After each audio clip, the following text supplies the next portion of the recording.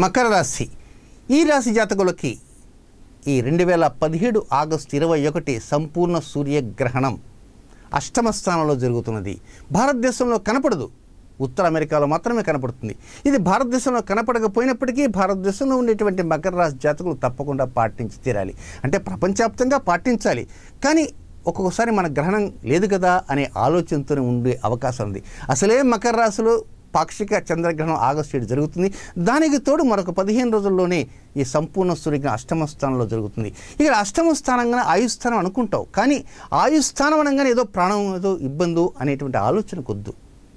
మీ ఆలోచనల మీద కమాండింగ్ ఉండాలి.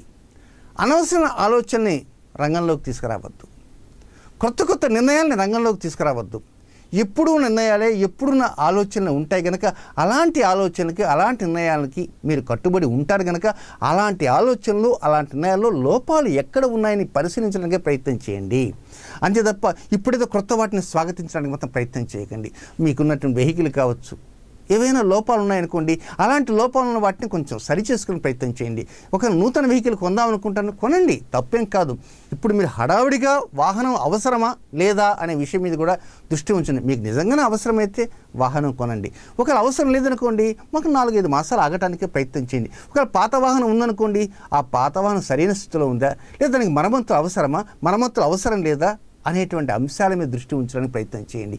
ఏదేమైనా మీరు చేసే వృత్తి కావచ్చు, వ్యాపారం కావచ్చు, ఉద్యోగం కావచ్చు, లేక ఇతర వ్యవహారం కావచ్చు, అనేక అంశాలు ఎన్నెన్నో ఉంటాయి కనుక అనేక అంశాలలో ఉన్నటువంటి లోపాలని పసిగట్టడానికి మీ ప్రయత్నం అంతా సఫలీకృతం కావాలంటే చిట్ట చివరిలో చెప్పేటువంటి పరిహారాన్ని మీరు పాటించడానికి ప్రయత్నం చేయండి. ఆ లోపాలని పసిగట్టండి, ఆ లోపాలని పరిష్కరించడానికి ప్రయత్నం చేయండి.